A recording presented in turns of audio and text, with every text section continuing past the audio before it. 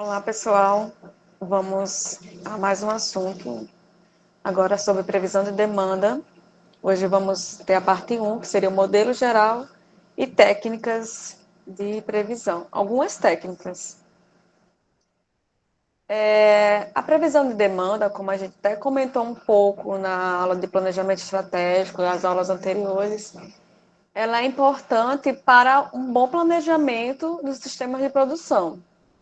Dessa forma, vai permitir que os planejadores, engenheiros de produção, engenheiras, administradores desses sistemas, no modo geral, eles antevejam o futuro e planejem adequadamente as ações.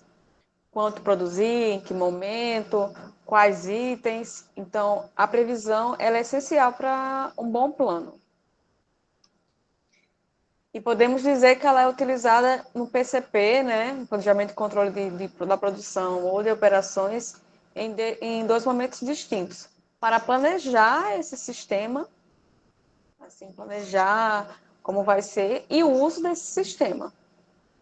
Porque em algum momento pode ser que você não utilize certa máquina ou aquele setor, porque não há necessidade. Você pisa no planejamento que não é preciso deixar ativo. Ou, em outro momento, precisará ativar toda a capacidade máxima da instalada. Então, ela vai servir para esses dois momentos distintos. É importante salientar que a previsão de demanda não é a ciência exata. Ela está sujeita a erros. Mas, de qualquer forma, se você não tem a confirmação do pedido, que seria mais vantajoso, né, se trabalhar com a confirmação, pedidos planejados, com essa prévia acordo entre o cliente e a empresa, se não tem essa possibilidade, a previsão ela é muito útil. Aqui são os passos, as etapas do modelo de previsão de demanda. Primeiro, vai estabelecer o objetivo. Quais são os produtos que você vai prever, ou famílias de produtos, essa coleta de dados. Eu vou deixar para falar um pouquinho de cada uma delas mais na frente, né? Porque eu vou comentar cada uma delas. A seleção da técnica, obtenção das previsões e monitoramento, a monitoração do modelo.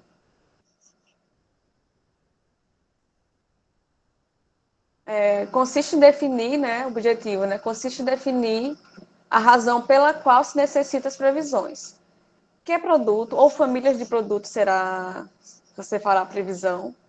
Lembrando que aqueles produtos que são mais importantes para a organização, aqueles serviços, talvez precisam de técnicas que tenham uma acuracidade maior. Então, aí vem o outro item, grau de acuracidade e detalhe que a previsão trabalhará.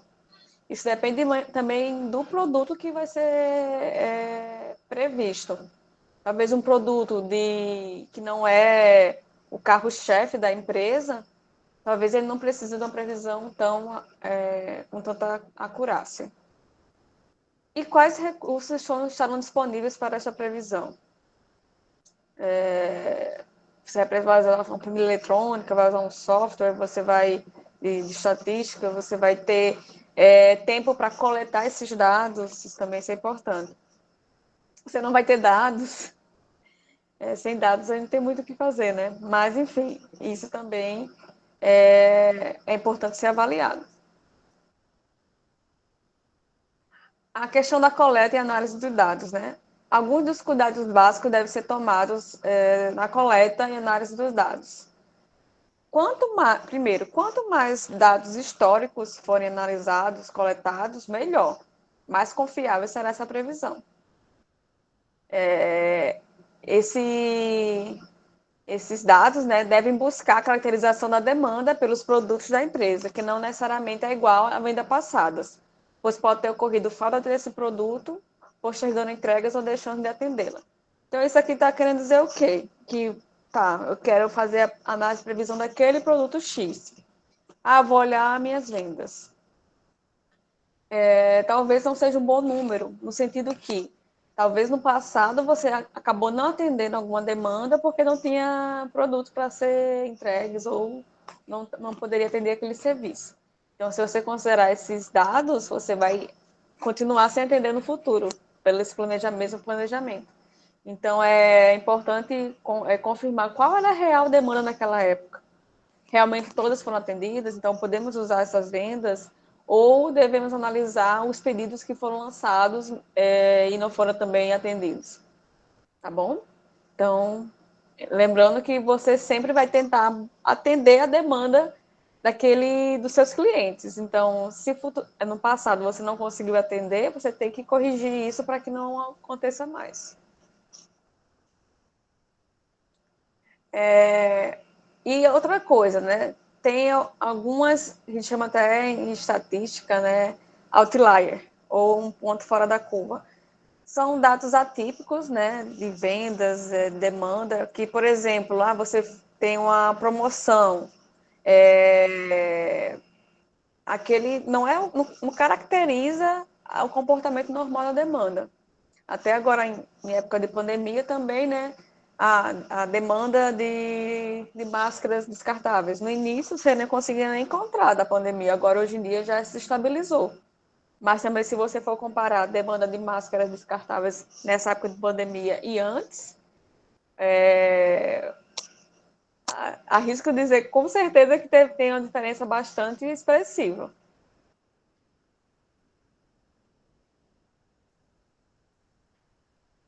Importância da boa coleta, né, de dados.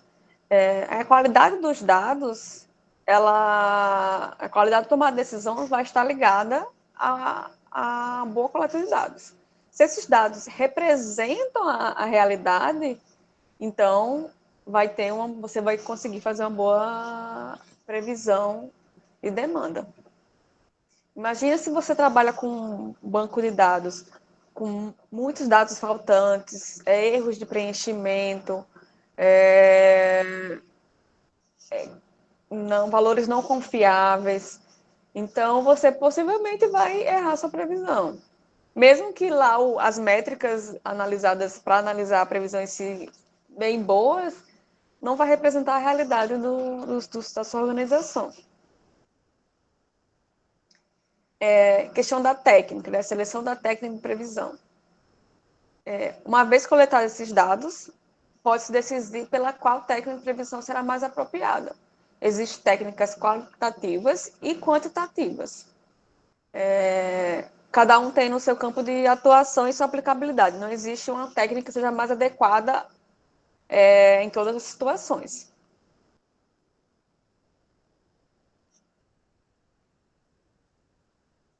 E outra coisa, por exemplo, é só em relação a isso, né? Claro, o que não é medido não é gerenciado. Então, você pode chegar numa organização que não tenha nenhum dado histórico e você não vai ter como aplicar uma técnica quantitativa para analisar aquela demanda. O ideal seria isso. Não tem. Então, você vai tentar fazer uma análise qualitativa nesse sentido de buscar as pessoas que estavam ali, as informações que você tem, para poder começar a construir. Mas, de qualquer forma, o início um banco de dados deve ser construído. Esse banco de dados deve ser construído para poder futuramente você ter essa informação, para poder fazer a previsão e poder gerenciar da melhor forma. Fatores que merecem destaque na escolha da técnica de previsão: custo e acuracidade, né? Então, o custo do que quanto você tem disponível para fazer aquela previsão. Às vezes envolve coletas, né? Que às vezes não está já no sistema aquela informação. Você tem que ter um trabalho de coleta de dados. A acuracidade que essa previsão requer. Disponibilidade de dados históricos, experiência passada com a aplicação de uma outra técnica. Às vezes você já tem um estudo feito, você pode utilizar aquele como pontapé e para uma técnica mais apurada. Disponibilidade de tempo para coletar, analisar e preparar os dados. E o período de planejamento para o qual necessita a previsão. Com essa definição, né, você vai obter as previsões e monitoração do modelo. Aí você você vai obter as projeções futuras da demanda. Só lembrando que quanto maior for o horizonte de tempo pretendido, menor será a confiabilidade dessa demanda. Se eu for fazer uma previsão para daqui a um mês, é uma coisa. Eu já tenho o meu cenário meio que montado e imagino, eu tenho já os dados passados, já estou perto desse período. Mas se eu vou fazer essa previsão para daqui a um ano, já ela não vai ser tão precisa. Daqui a 2 anos, 10 anos. Então, quanto maior esse horizonte de tempo pretendido, menor a confiabilidade da previsão. Não quer dizer que você não pode usar a previsão. Você pode e deve. Mas você tem que olhar com parcimônia aqueles resultados. Em relação ao monitoramento, né? Você vai monitorar, à medida que você vai chegando, né, foram sendo alcançadas essas previsões, você vai monitorar a diferença entre a demanda real e a prevista e verificar se está ok. Em situações normais, você pode ajustar o modelo e continuar com aquele modelo que você fez. Em situações críticas, que você vai ter um erro grande, você tem que voltar ao primeiro passo. Então, essa avaliação ela deve ser contínua e, se necessário, volta ao primeiro passo e refaz tudo de novo. E aqui a gente já vê algumas técnicas de previsão. Lembrando que são algumas, não necessariamente a gente não vai conseguir ver todas na disciplina, mas eu reforço, né, assim, que vocês, além dessas técnicas, também tentem usar algum software estatístico. Eu vou tentar, no decorrer da disciplina, apresentar alguns para vocês. Para essa aula de hoje, eu vou usar a planilha eletrônica. Aí vocês podem usar uma planilha eletrônica no software que vocês têm disponível aí, né? No BR Office, no Microsoft, né? No Excel, o Calc, né? Do BR Office. Então, vamos lá. As técnicas qualitativas, né? Elas vão privilegiar dados subjetivos, que são difíceis de representar numericamente, baseado em opiniões de especialistas. Então, você vai ver o comportamento, né, dos dados, alguém já tem um feeling naquele... Você é uma pessoa que trabalha há anos naquela organização, com aquele público. Ah, não, nesse período a gente vende tanto. Às vezes nem tem esses dados, mas tanta experiência que a pessoa tem já consegue dizer um valor próximo da realidade. Então, se a empresa não tem dados quantitativos, pode ser um pontapé para um planejamento. Mas o ideal se não tem, que comece a coletar esses dados e para poder construir esse banco para uma previsão quantitativa também, para corroborar com essa opinião de especialistas. Imagine se você tem uma pessoa que tem muito conhecimento naquela organização e você chega com a previsão e ela pode dizer assim, não, isso aqui tem coerência, isso aqui não tem. Então, imagina, essa análise vai estar bem mais completa. Em relação às técnicas quantitativas, envolve análise numérica de dados passados, isentando-se de opiniões pessoais ou palpites. No sentido que você vai ter a previsão, vai ter o método ali, vai ter... O que vai ter depois da análise é aquela análise, avaliação daquela previsão. Aí sim, você vai ter análise do especialista daqueles dados. Isso é importante, contar com alguém especialista dentro da organização para poder dar um aval, né, se aquela previsão está coerente. Então, a gente tem séries temporais. Séries temporais seria a análise mais simples, vamos dizer assim. Você vai ter o tempo que ocorre, a demanda, e você vai analisar a medida em relação ao tempo. Com correlações, você pode ter mais de uma variável, você não tem só o tempo, você tem outros fatores. Na parte 2 da aula eu vou falar um pouquinho mais sobre isso, mas nessa primeira parte eu vou focar em séries temporais. Aqui, né, a questão das séries temporais. Aqui, a demanda futura é uma projeção de valores passados, não sofrendo influência de outras variáveis. Seria em relação ao tempo, né? Aqui tem os meses, aqui eu tenho uma variação randômica dessa previsão, essa demanda, e aqui a sazonalidade, né? Ela tem a influência da sazonalidade, que você, naquele período você desce, depois sobe. Por exemplo, ar-condicionado, no período de verão tem uma alta. Nos países, nas regiões frias do país, né? No período de frio, você tem uma alta, em junho, uma alta de aquecedores, roupas de inverno, né? Seria um exemplo disso. E aqui também tem a variação da tendência, aqui você percebe então uma leve subida, né? Mas a única variável que está sendo analisada aqui em relação ao comportamento da demanda seria o tempo.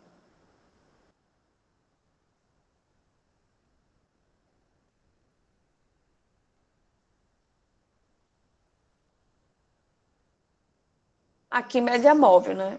Usa dados de um número determinado de períodos para gerar sua previsão. E a média exponencial, você também, além disso, né? Você, aliás, vai ter um peso de cada observação decresce no tempo em progressão geométrica ou de forma exponencial. Então, você vai considerar um peso para calcular aquela diferença. Então, quanto maior o peso, maior aquele impacto da diferença dos valores previstos passado na demanda atual. A gente vai fazer um exemplo de cada uma dessas. Aqui é a média móvel. Aqui tem aqui o período, né, 24 períodos, e a demanda real. Então, a média móvel, você vai, por exemplo, média móvel de 3 períodos, você vai somar os 3 últimos para ter a previsão aqui do quarto. E assim por diante. Vamos fazer uma aqui na planilha eletrônica? Aqui, a gente tem esses mesmos dados. Aqui eu vou usar a média de 3 períodos. Então, eu vou fazer, então, vou ter a previsão para o 4. E dá para ver. Deixa eu só. Acho que tem que aumentar um pouquinho mais, né?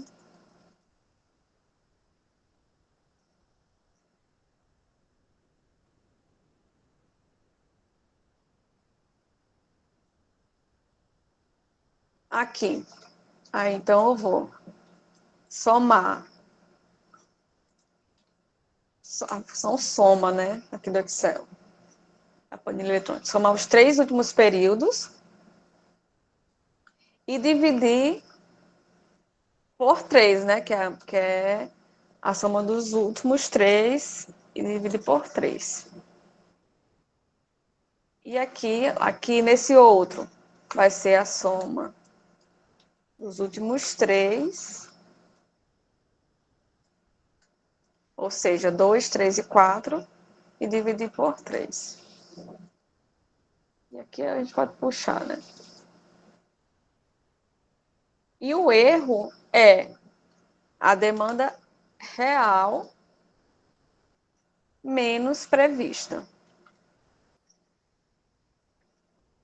E esse erro absoluto é porque a gente vai usar aqui a gente vai precisar do valor absoluto também. E aqui é o valor absoluto desse erro. Porque em alguns casos você vai ter negativo, né? Deixa eu ver aqui, onde é que... Ó, aqui já deu negativo. Ok. Puxar aqui para baixo.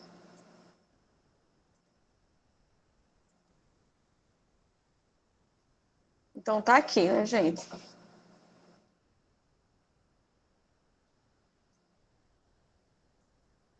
Aqui. Então, você vai... essa fórmula, né, somando os 3. E aqui está o resultado. Só que aqui eu fiz para MM6 também. MM6 seria o quê? Seria a média para considerando 6 períodos. E o MM12 para 12 períodos. Para poder analisar qual seria o melhor, a gente pode usar tanto o erro acumulado, que seria somar todos os erros aqui, ele deve tender a zero, deveria tender a zero, né? Quanto mais próximo de zero, melhor. E tem o MAD, né? Que seria esse erro absoluto médio, que seria a média desse valor do erro, né? A média absoluta do valor do erro. Então, seria... Deixa eu só botar aqui. Então, aqui. O erro seria a soma disso aqui, o erro absoluto, o erro acumulado. Aliás, só uma coisa, aqui deu uma diferençazinha. O erro acumulado tem que ser a partir do 13. O valor 13. Por quê? Porque a outra, por exemplo, aqui, a média móvel de 12 períodos, eu começo a ter previsão a partir do 13, do período 13, porque vou pegar os 12 últimos para ter a previsão do 13, do período 13. Se eu somar os outros erros na demanda, por exemplo, da previsão, eu vou ter erros já a partir do período 4, no MM3. E no MM6 eu vou ter erro a partir do período 6. Então, para ser justo com todos os períodos, então a gente vai pegar o valor que todos já têm previsão. No caso, o MM13. Então, eu vou somar a partir do 13 esse erro, para poder ser justo com as outras previsões. Então, aqui, eu vou somar a partir do 13.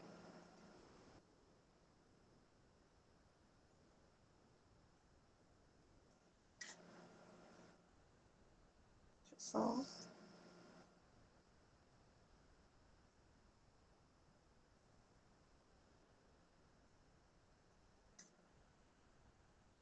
E esse aqui, né, o erro absoluto médio, é a média desse erro, só que a média absoluta desse erro absoluto, sem considerar o sinal. Por isso que eu botei esse em módulo, né, esses valores.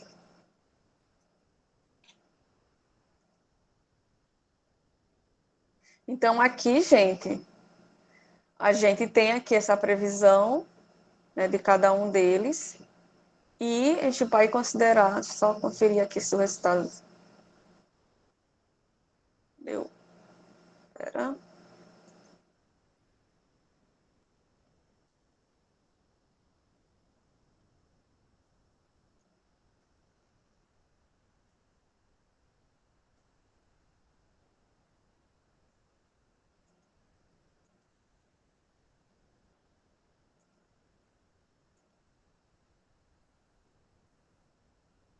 Aqui eu também fiz a média com os valores errados, espera só. Vou botar aqui a partir do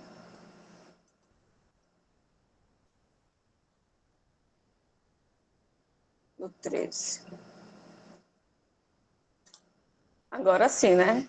O erro acumulado 388 e o erro MAD, que é a média, né, desse erro, considerando o valor absoluto, deu 312. Então, aqui, né, tá esses valores. Então, o ideal que fique mais próximo de zero, né? Aqui, o mais próximo de zero seria a média com o erro 13. Aliás, considerando uma média móvel com 3 períodos. Que seria essa daqui. Só que o MAD melhor foi esse daqui. Aliás, esse daqui foi o melhor. Mas, em compensação, o erro acumulado deu muito alto. O erro acumulado quer dizer o quê? Que às vezes você vai... você pode até acertar, né? O erro médio deu baixo, mas a custa de... Por quê? Porque umas tiveram um erro baixo, mas outros tiveram erros muito altos. E a média, a gente sabe que os valores baixos, né? Valores altos são mascarados por valores que são muito baixos. Nesse caso, o ideal, né, nesse ponto seria, eu consideraria esse daqui e esse MAD aqui, com 3 períodos. Mas também aí é uma questão de análise, dependendo do que você está fazendo a previsão, tá bom, gente? Então, a vantagem dessa média móvel, ela é fácil, né? Ela é simples, fácil, facilidade de entendimento. Você pode armazenar muito número de dados. E nesse caso, a recomendação é utilizar para aqueles produtos não tão importantes, né? E com demandas mais estáveis, porque aí você vai ter uma previsão melhor, né? Um comportamento mais adequado. Só peço para vocês calcularem o MM6 e o MM12 na planilha eletrônica, tá bom? Para comparar se os resultados são os mesmos. Então, aqui dá uma pausa, passa aí também. Aqui, nesse outro caso, que é a exponencial, você vai considerar, você vai olhar a previsão anterior. Por exemplo, aqui eu vou fazer a previsão. Deixa eu só apagar aqui.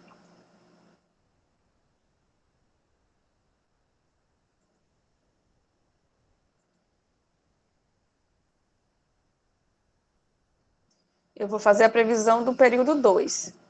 Então, eu vou olhar a previsão do período 1 mais um alfa, né, que aqui recomenda entre 0,1, 0,5 e 0,8. Aí eu vou olhar a previsão do período anterior. Aliás, eu consigo olhar, seria a previsão do período anterior, mais menos a demanda real. Então, aqui seria o D, né? D de 2 menos o M de 2. Aliás, M de 1. Tá ok? Então, seria isso.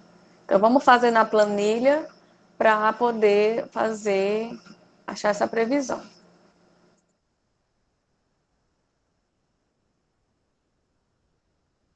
Aqui, gente, nessa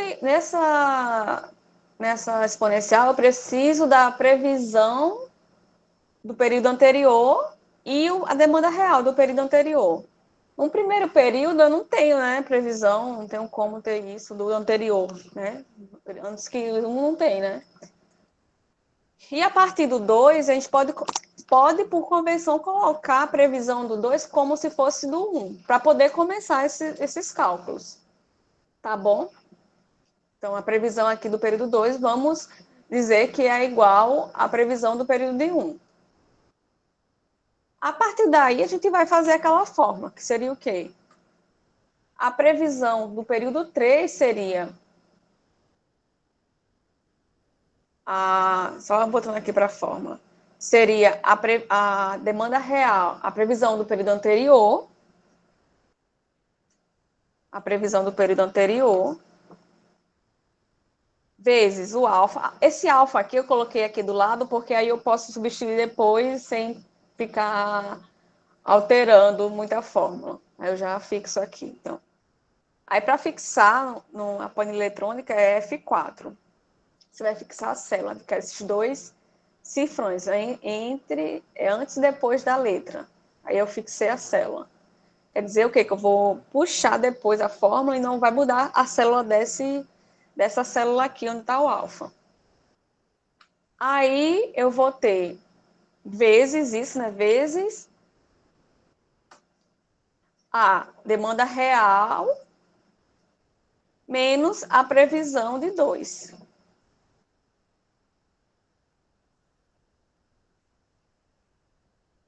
Só a real menos a previsão de 2, que é esse daqui. Então, só conferindo ali, né? Deixa eu botar aqui. 3.262. É justamente isso. Aí, para o período 4, vamos fazer mais um, seria a previsão do período 3 mais o alfa vezes a demanda real do período 3 menos a previsão do período 3. 3.236. Tá aqui. Então, aqui, gente, é só puxar, né? Aqui, eita, só, eu fiz alguma coisa errada. Pera.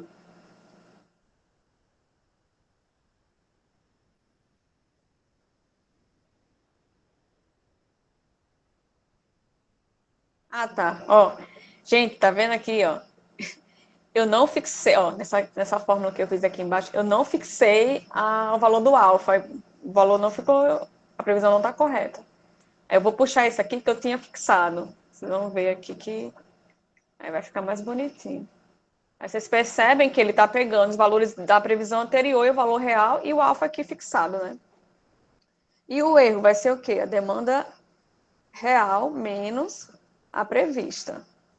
E o erro absoluto para poder calcular o erro médio, né? O MAD. Então aqui é só também clicar. Só que aqui eu não vou fazer isso, que ele vai puxar até embaixo, só quero até aqui. Aí nesse aqui, como todos vão ter previsão a partir do 2, eu posso pegar todos os valores para fazer o somatório.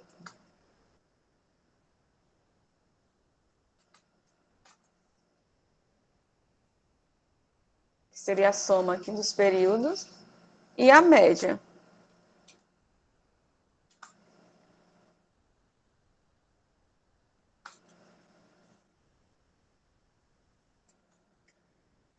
Tá? Tudo bem até aí? Refaçam, gente, tudo isso, né? Passam para o 5, para o 10. Lembrando que quanto maior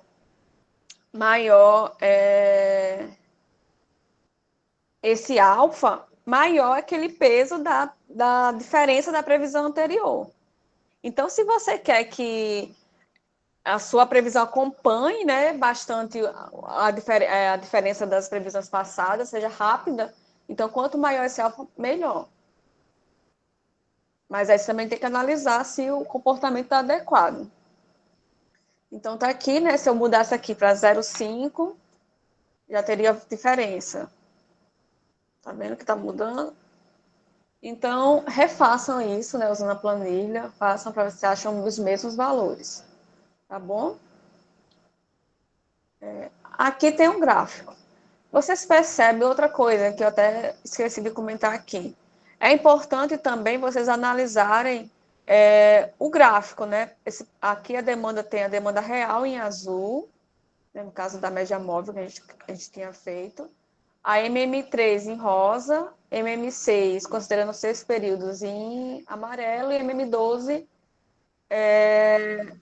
seria considerando 12 períodos, que é em azul.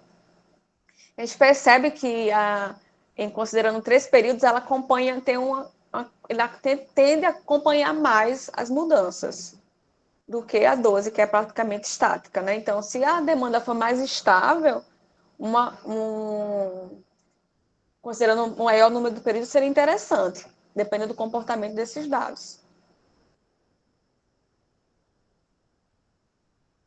Aqui, a gente percebe aqui o MM, considerando o alfa igual a 10, né? Esse coeficiente, você vê que é muito, não muda muito, né? Então, se tiver uma demanda mais estável, vai ser melhor porque vai acompanhar. Mas, em compensação, ela vai errar nas oscilações, né? Quando tem uma oscilação, ela não vai perceber isso muito. Então, as outras têm um acompanhamento, tenta buscar um acompanhamento das previsões anteriores mais rapidamente. Então, só mostrando que não é uma ciência exata. Eu posso ter uma análise aqui, eu acho melhor essa do que essa, mas isso tem que ser analisado de acordo com os seus dados. E lembrando que essas previsões exponenciais, média móvel, são as mais simples, né? Então, talvez para aqueles produtos que você pode errar a previsão. Você pode usar, né? Aqueles produtos que você pode errar um pouco a previsão. Vamos dizer assim, né? Outra, né, forma de que vai fazer, né, previsões, seria regressão linear, né? A análise de regressão linear estuda a relação causal entre a variável a ser explicada, a variável dependente y, e a independente ou explicativa x. A regressão linear, ela pode ser múltipla também, mas nesse caso de séries temporais, a gente só vai usar a regressão, vai ser a regressão simples, que a gente vai confrontar a variável dependente, né, no caso aqui seria demanda, vendas, com o tempo. Então, aqui a gente tem esses dados, aqui seriam as fórmulas que vocês já viram em estatística, né, eu acho que vocês viram na começo do curso, e a gente vai fazer a previsão. Deixa eu só abrir aqui. Aqui tem esses dados. Uma forma de fazer a previsão usando a planilha eletrônica é você seleciona, né, esses dados, inclusive com aqui é o cabeçalho, né? E vem aqui inserir gráficos. Aí vocês vão inserir gráficos aqui de linha. Então, aqui a gente tem um gráfico. E quando eu clico aqui, adicionar linha de tendência, você pode colocar linear, definir equação e o R quadrado. Então, aqui já tem o valor. Aqui eu posso depois formatar esse gráfico na melhor forma. Mas aqui já tem o valor da função, né, ó, para predizer um y futuro. Então, se eu quisesse predizer o valor 25, né, por 25 períodos, eu pegaria aquela função lá, que seria igual a menos 75,287. Aqui no meu caso, esse ponto é a vírgula, tá, gente? 287 vezes x, que aqui no caso é o tempo, mais 3951, aliás, 3935,1. Então, aqui seria a previsão para o período 25. Então, aqui eu posso até fazer aqui uma previsão aqui para os períodos futuros, né, para os meses futuros. Até o mês 30, imagina. Aqui eu já tenho essa previsão.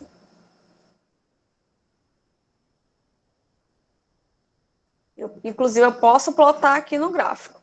Então, depois, tentem plotar essa previsão aqui no gráfico para ver qual seria o comportamento, tá bom? Então, a ideia é que você, a partir de valores passados, você tenha a previsão de valores futuros. Aqui nesse comportamento, o R ao quadrado, que é o coeficiente de determinação, deu 0,91,99. Vamos só explicar um pouquinho o que significa isso para a gente concluir a aula. Aqui, né, seria para fazer passo a passo, gente. Tem os somatórios. Depois, se vocês quiserem fazer o passo a passo, eu não vou focar nisso, que vocês viram em estatística, mas vai dar o mesmo resultado, tá bom? Aqui as fórmulas, né? Aqui tem o somatório, se quiser fazer. Aqui o valor. O R ao quadrado, que seria esse coeficiente de determinação, quanto mais alto, melhor. Ele vai variar entre 0 e 1, né? E quanto mais próximo de 1, melhor. Seria quanto essa regressão consegue explicar a variação do modelo. Então, seria a variação explicada sobre a variação total. Aqui seriam as fórmulas, né? Aqui seria a somatória do y predito menos o y médio ao quadrado. E aqui o y real menos o y médio ao quadrado. Então, é frequentemente conhecido como a proporção da variação de y observada, que pode ser explicada pela variação da regressora x. Então, é quanto aquele modelo consegue explicar a variação da variável dependente. Então, aqui seria y, né? Então, aqui nesse caso, seria esse valor. Então, interprete o valor de R ao quadrado nessa previsão, né? Então, a gente pode dizer o quê? Que 91%, né, 0,91, ou a gente pode colocar com proporção mesmo, 91,99% da variação do Y, né, que seria a demanda, é explicada pelo comportamento da variável X, que seria o período, tá bom? Então, seria essa interpretação. Peço que façam todas essas análises numa planilha eletrônica para ter esses resultados e tragam as dúvidas no momento 5, tá bom? Um abraço, gente, e até a próxima.